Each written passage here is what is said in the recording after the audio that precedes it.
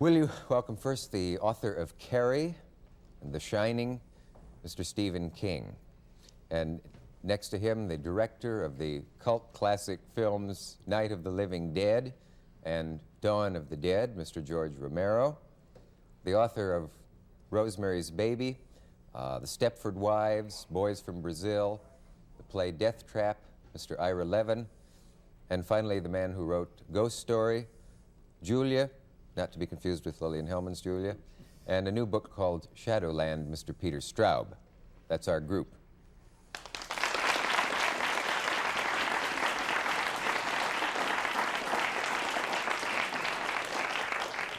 There's several ways to go at this. We could all tell scary stories or talk about where they come from.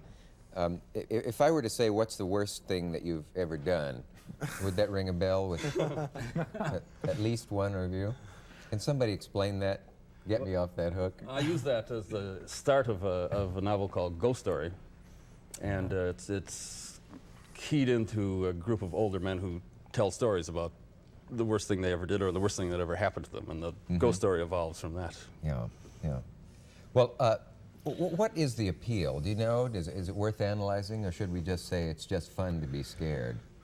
Have you given any thought to why horror is something people willingly subject themselves to? I think it's fun. I think people enjoy seeing a horror film or reading a scary book the way they enjoy going into a laugh in the dark or on a roller coaster ride. You go in knowing, or you go in with high expectations. And I think the ones that work on that audience are the ones that really pay off. In other words, the ones that give you that little zets and give you that involuntary response reaction to it that you went in hoping to get. I think something else that horror does is society gives points, you know, for good emotional behavior. So we get points for exercising those emotional muscles that society approves of: love, friendship, loyalty, humor, that sort of thing. But for every one of those good emotions, we have a dark one as well. We have fear, we have aggressiveness, we have anger, we all have, I suppose, urges that sometimes tend towards sadism, that sort of thing. And a horror story or a horror movie gives us a chance to exercise that side in a comparatively harmless way. Exorcised? Exorcise. Yeah.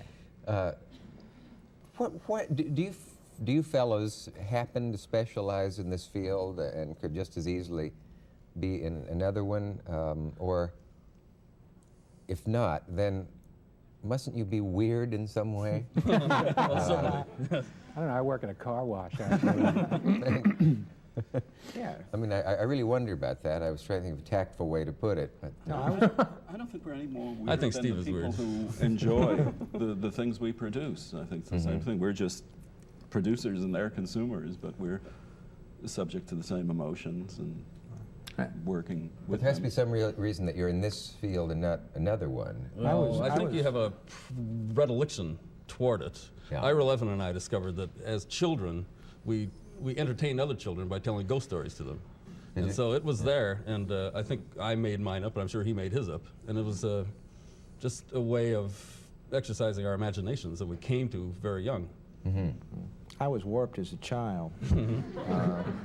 So a lot of horror comics in my past and a lot of horror movies and that sort of thing. And it warped me as a kid. And Seriously? Yeah, seriously warped me. And the thing is, I think that, see, they know.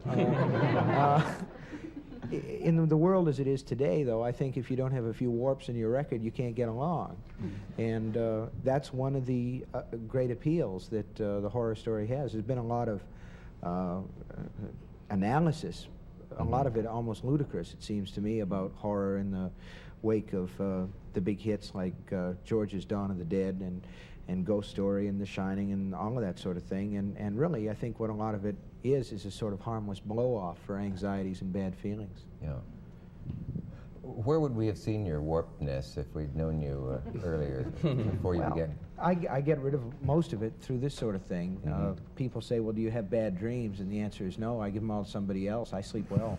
And it works that way for the writer, I think, or the filmmaker as well, I guess. There's a kind of blow-off. And if you didn't have that blow-off, would you be haunting graveyards and doing this?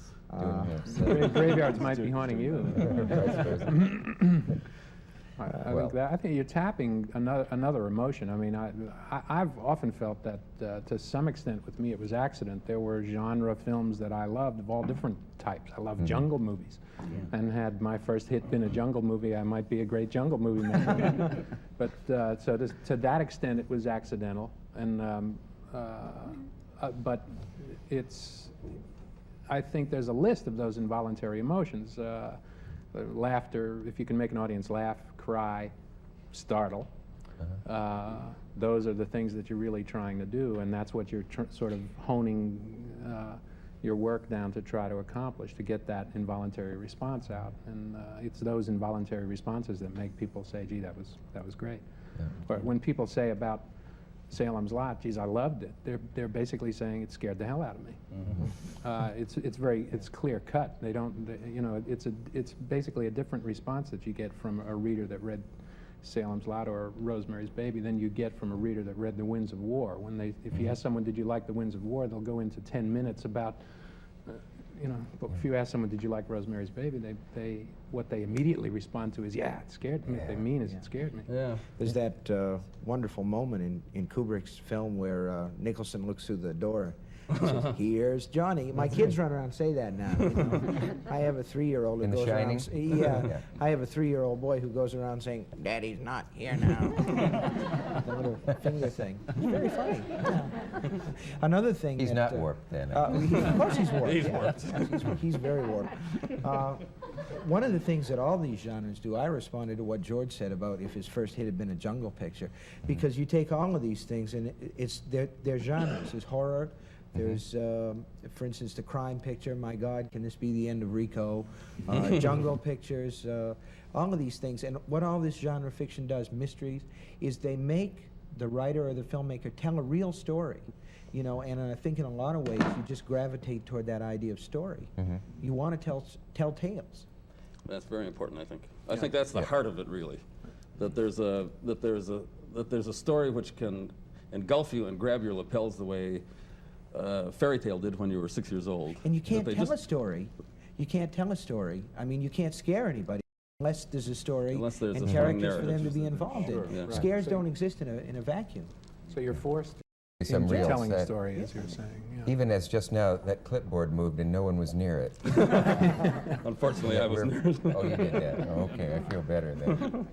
I don't know what this is relevant to, but Groucho Marx once in a Hollywood dinner introduced Spike Lee as the only man who had never made a horror movie intentionally. But anyway, well, so much for the appeal of it. We know that. I'm wondering if being exposed and immersed in the world of horror, as you are, You're less immune. You're immune to things that don't work. I think that's what you're saying, because you see exactly what they're trying to do or what isn't working about them. But when it works better for you, because probably basically because you're saying, gee, why didn't I think of that? That's right. But, when those of you here who didn't write The Shining read it, did it scare you? I was terrified by it. I thought it was a great book, and it just it bowled me over, and I was just I pay him to say scared to these death. Thank you. That's great. It's there are many people who feel that book has given them the scare of their lives, and It's funny because when an interviewer says to me, well, what scares you? You know, this is one of the questions you come up against. I'm a little bit flabbergasted because my immediate response is, let's try to think of something that doesn't scare me, you know, in one form or another.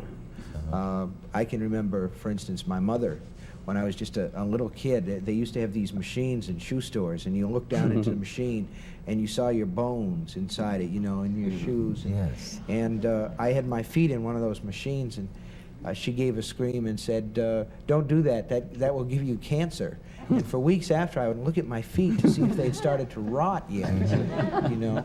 And I put that in a book, and I think one of the things that you do after a while is you begin to search out the things that scared you the most and try to get rid of them.